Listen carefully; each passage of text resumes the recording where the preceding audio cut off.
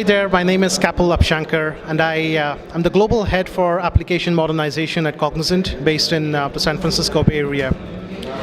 I also do a significant amount of coaching and mentoring work for technology leaders in terms of how to transform their technology careers. Now, here's the beautiful thing about blockchain.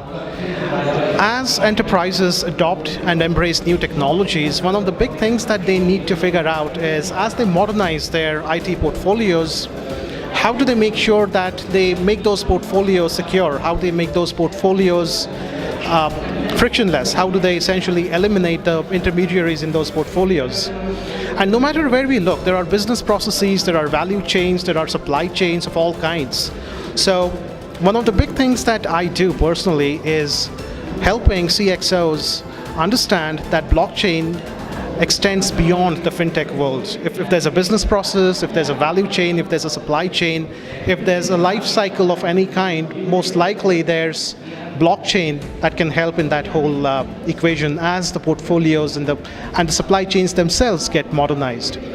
And this is an incredible space because not only does it hold the promise to fundamentally change the socio-economic fabric of all the countries, it also gives opportunities for enterprises and enterprise leaders to radically transform their career trajectory. So this is a beautiful space, and I'm so very passionate about the mentoring piece of blockchain and associated technologies to make sure that technology leaders are able to transform their careers, and as they transform their careers, large enterprises are able to transform their application portfolios. This conference, by the way, the Blockchain Conference India 2019, has been fabulous. The organization was awesome, the speakers were awesome. I'm so very glad to be here. Cheers. So, good evening, everyone. I'm going to talk about thinking in blockchain. You've probably heard design thinking, you've probably heard system thinking. I'm going to talk to you about blockchain thinking. And I'm also going to talk about a 90-day personal blockchain mastery plan. So, four very simple things that I want to talk about this evening. Just get this thing working. Four very simple things that I want to talk to you about. One, what blockchain really means in today's world. Two, what is blockchain thinking and why do you need to embrace it? Third, how to think in blockchain. There's no one taught you how to think in blockchain. And fourth, how to make 2019 your best blockchain year ever and professionally crush it. I mean, here's the thing. When I talk to you today this evening, I'm going to put on my coach, my mentor hat. And I want to give you a little bit more selfish perspective as to how you as professionals, how you as individuals, how you as technology leaders can make the best and most of blockchain this year and beyond. So let me talk about the 4 steps to personal mastery first. I said I'm going to give you a 90-day plan to personal mastery. Let's talk about the 4 steps. Step 1 is awareness. You've heard about blockchain, you've heard about crypto, you've heard about Bitcoin, you've heard about Ethereum, you've heard about fintech, you've heard about all the good things that are happening out there. That's awareness, good. Step 2 is knowledge. You're here in this conference, you're here at 6 o'clock in the evening, and we are like way overboard. That's good, so that's knowledge. You also are gathering knowledge from a lot of other places. The reading you do, the videos you take a look at, the product information that you look up, all of that good stuff, so you're there.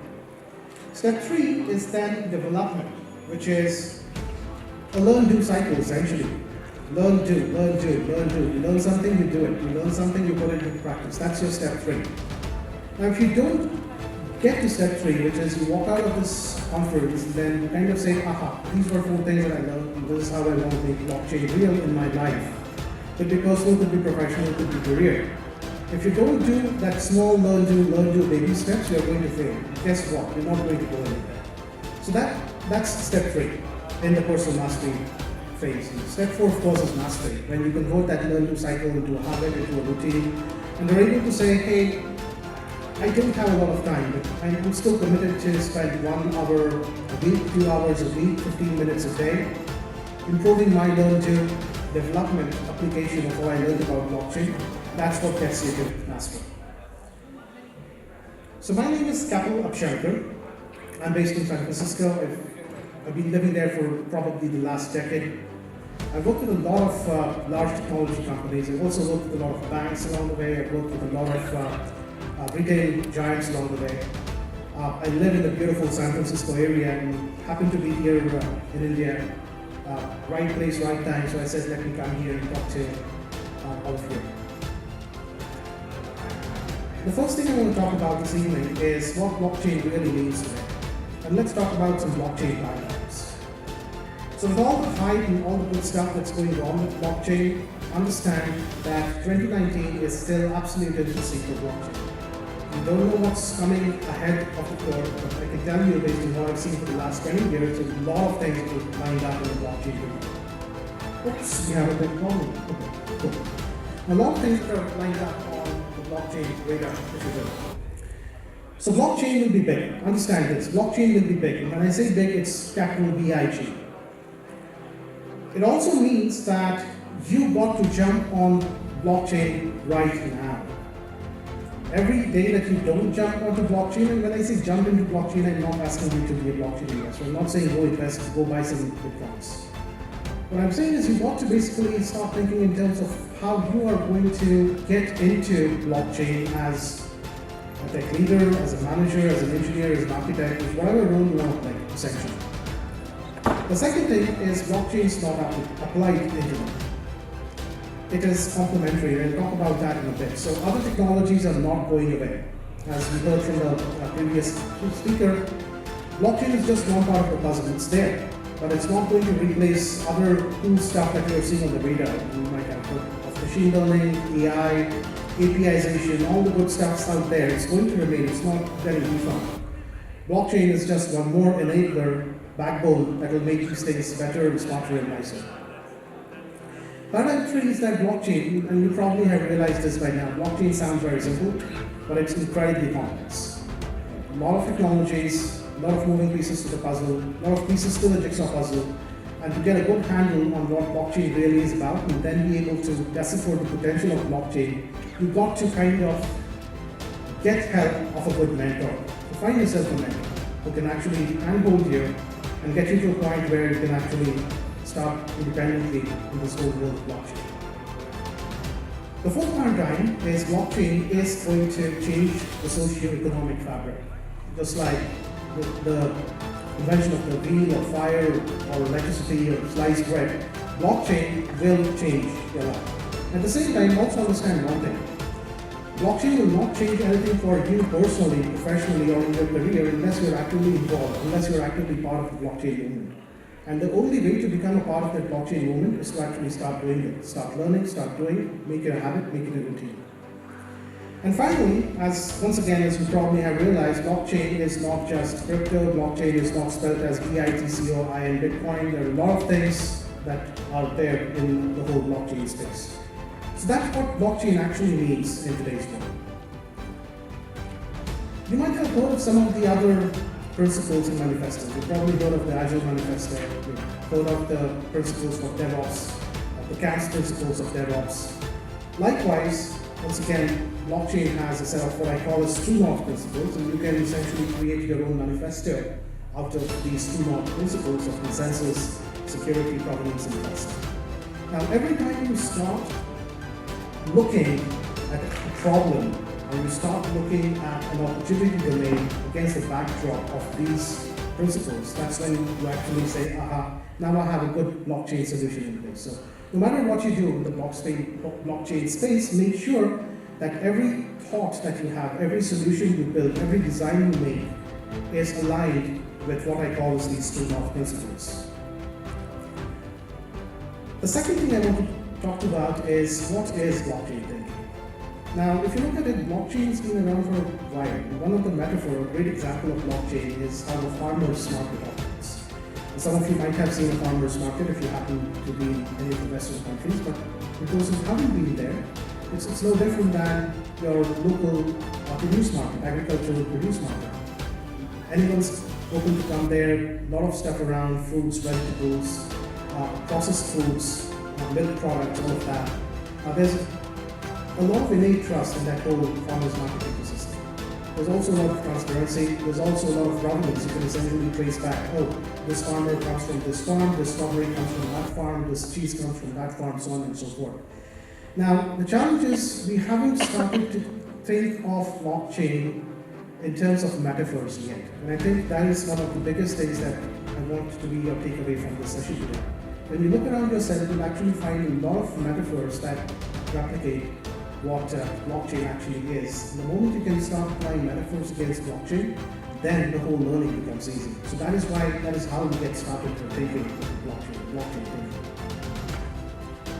Now, in addition to the principles that I said, the true principles of blockchain, always think in terms of the two core things that you want blockchain to solve. Problem one is trust. And problem two is getting rid of the middle disintermediation. Disintermediation can be a funny thing. Don't think of disintermediation just in terms of people. It can be anything that's causing friction. It can be, I'm trying to figure out where the static is coming from. So it can be processes, legacy processes, it can be tools, it can be a click to compute paradigm. So someone has to go and click something to move it further in the value process, business process, if you will. So always start thinking in terms of, hey, where's the trust missing in this problem? And what is this intermediation that I can do to solve this problem? And then that gets me into how you can think in terms of blockchain. There are business processes, there are value chains, there are supply chains, there are natural cycles. So anytime you encounter any kind of a cycle or a business process or a value chain or a supply chain, there's a blockchain solution. From an engineering perspective, from a technology perspective, that solution resides. Whether or not that's going to be commercially feasible, economically possible, that's a different story entirely. Every time you see any kind of a cycle, any kind of a supply chain, any kind of a value chain, any kind of a business process, it's there. And no matter what you do, no matter what role you play, no matter what industry you look at, everything's made up of all of these processes. The names could be different, so producer could be called manufacturer somewhere else. The agent or broker might be someone else, might be an approver. So the names of these people, the names of the roles, the names of the intermediaries could be different, but they're there. And your problem, as you start doing blockchain, is to identify who these intermediaries are, the real intermediaries who are causing delays, high friction, can be in terms of effort, can be in terms of time, can be in terms of cost. Friction, think friction. So which intermediaries are causing friction? How can you get rid of those intermediaries and how you can introduce more trust? That's how you start thinking in blockchain. That is what blockchain thinking is all about. Now, if this sounds intimidating, I have some good news for you. We've been thinking in blockchain ever since you were in school. All of us learned about all kinds of cycles. The food cycle, the water vapor cycle, the nitrogen cycle, the consumer cycle, the demand supply cycle, all of that. So the good news is you've actually been thinking in terms of cycles, you've been thinking in terms of blockchain, you've been embracing blockchain thinking ever since you were in school, just that you never connected the dots. Now you have the ability today, from this session onwards, to look back, connect the dots and say, aha, I can think in cycles. I'm sure all of you can think in cycles. All of you can start identifying the cyclical patterns, the value chain, supply chain, the business process patterns. All of that is a blockchain. All of that has the ability of creating a blockchain solution. Also remember that synergies will come out there. So synergies create value. Some of the other use cases that we just spoke about in the previous session, right? Blockchain is not going to help you solve supply chain, cold chain problems. You will need other technologies. You will need connected devices. You will need IoT. You will likely need DevOps. Blockchain will only ensure that you have the ability of being able to build trust in that entire cold chain and potentially get rid of some of the intermediaries who are causing friction in terms of cost, time, or effort. So don't think of blockchain in isolation. Think of blockchain plus. And when I say blockchain plus, it's how do you combine blockchain with Azure, with DevOps, with machine learning, with IoT, with connected devices, and with all the cool stuff that you even haven't heard of yet that's out there. That's kind of incubating, that's kind of gesting. Let me move on to part 3 of my session. And I want to kind of narrate a real quick story from Alice in Wonderland. So one day Alice came to a fork in the road and saw a Cheshire cat in a tree. "Which road do I take?" she asked. "Where do you want to go?" he replied. "I don't know," Alice answered. "In that case, then," said the cat, "it doesn't matter." So you've been here in this conference for the last 2 days, and you've probably done blockchain even before that. The question is, WIIFM, what's in it for me? And as I said, I'm going to put on a different hat when I talk to you this evening. It's a coach hat, it's a mentor hat. I want to give you a selfish view. What's in it for you?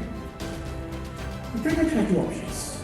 Option 1 is you either become an entrepreneur. By entrepreneur, you can be an investor, the passive side,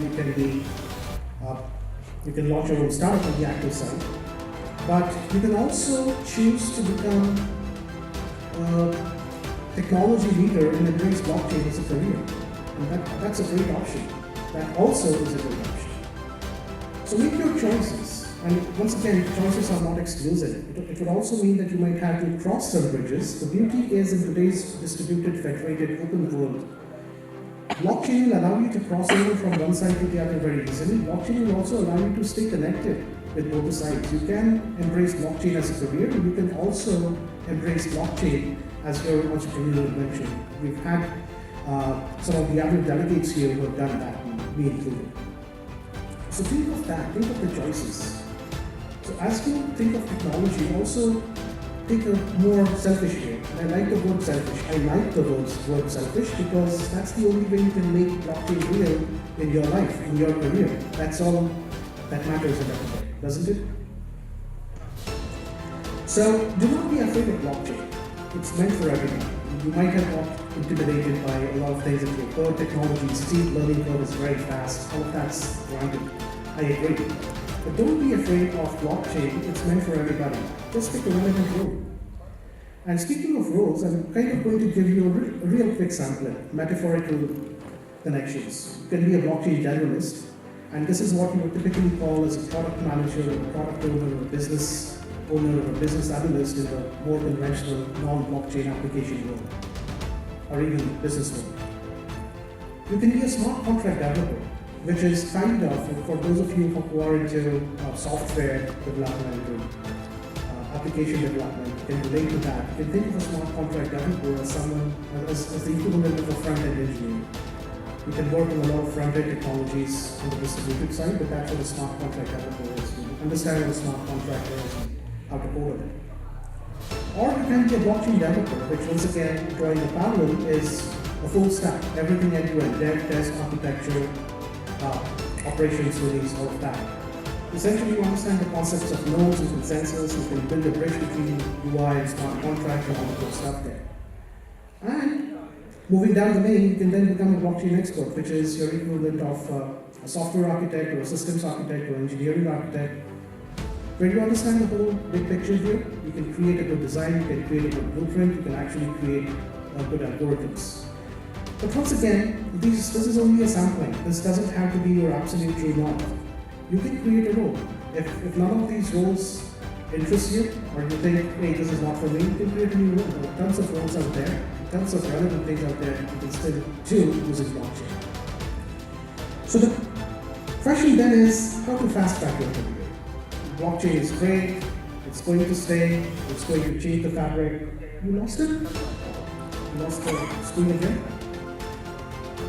Let's see if it comes back. So the question is, how do you fast track your career? Can you really fast track it? And once again, what's that for you? You seem to be having a problem with it.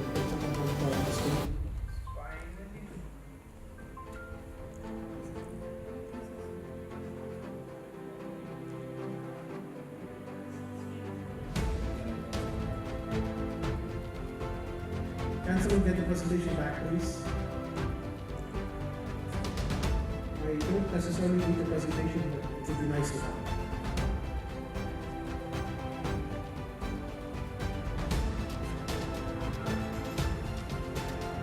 blockchain could have solved this problem. Unfortunately, not yet.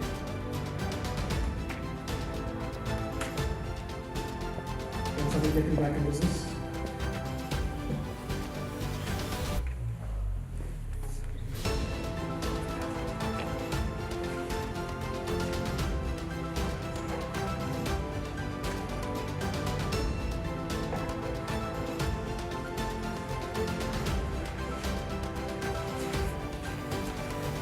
I guess this is also what happens at the end of a long drawn two-day conference, especially when you're in a Saturday evening.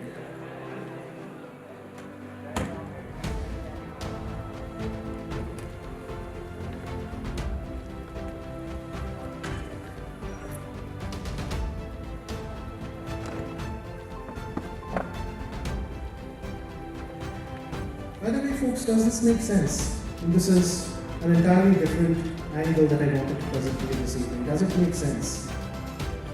Yes? Of course, you have to build an ecosystem to develop person.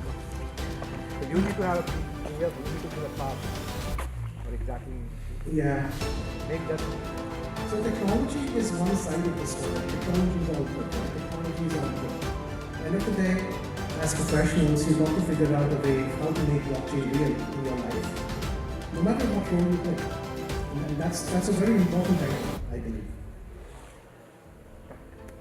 Ah, nice. The bunny rabbits are back. So how do you fast track your career? Here's the thing, right? If I say I'm working on a cutting edge, bleeding edge, whatever edge you want to call it, I'm cutting on a real nice technology, how do I make it real? How do I make sure that the technology translates back into personal benefits for me as a professional? How do I fast track my career? That's a very important question for me as an individual.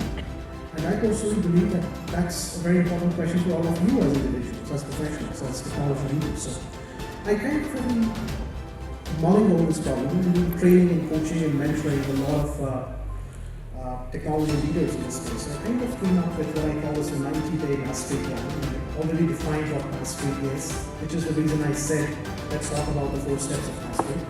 This is your note track.